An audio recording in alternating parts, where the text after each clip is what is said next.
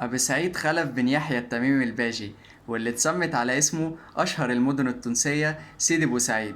تعالوا نعرف حكايته، بس قبل ما نعرف الحكاية في حاجة تانية لازم تعرفوها. الغرب ودول أوروبا أقنعوا بعض الناس إن هم يكتفوا بنفسهم كدولة مستقلة وملهمش علاقة بأي دولة تانية ولا شعب تاني، وفهموهم إن ده الصح. ومع ذلك هم نفسهم عاملين تحالفات رغم ان كل بلد فيهم مختلفة في اللغة وفي الثقافة وفي العادات، وده لانهم فاهمين قوة الاتحاد زي الاتحاد الاوروبي وغيره، وما عندهمش ناس بتطلع تقول لا ما ينفعش ندعم اوكرانيا لانها مش بلدنا، بل انهم ما بطلوش دعم لاوكرانيا من وقت مشكلتها مع روسيا، وكمان حظروا كل ما هو روسي على اراضيهم.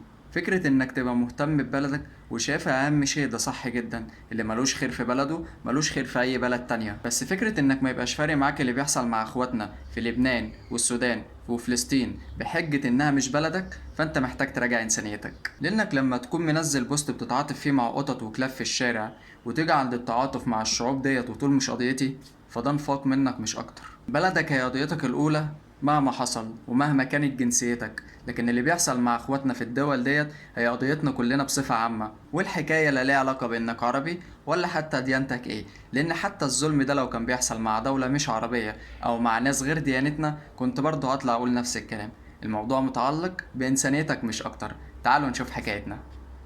سيدي بوسعيد، وهو ولي صالح، اتولد سنة 1156 في ولاية باشا، واللي اتنقل بعدها لولاية تونس عشان يتعلم في جامع الزيتونة، وده بعد ما حفظ القرآن بالكامل. وكان بيشتغل خياط قبل ما يكون عالم دين، وكانت عقيدته السنة، وكان بينتمي للمذهب المالكي. وتأثر وقتها بشعيب أبو مدين، واللي كان من أشهر تلامذته أبي الحسن الشاذلي والسيدة المنوبية. وسافر لمكة سنة 1206 لأداء فريضة الحج، وعاش فيها لمدة 3 سنوات، وفضل ينتقل وهو هناك للشام لتلقي العلم واكتساب الخبرات الدينية.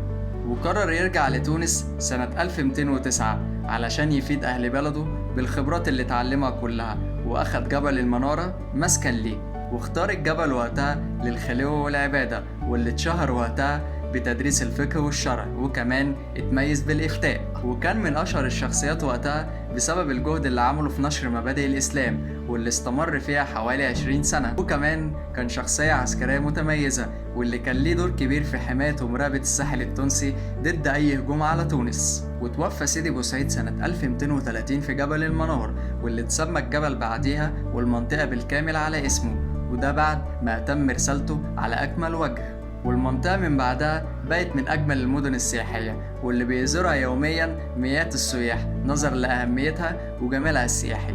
ودي كانت حكاية تونسية بعيون مصرية. سلام.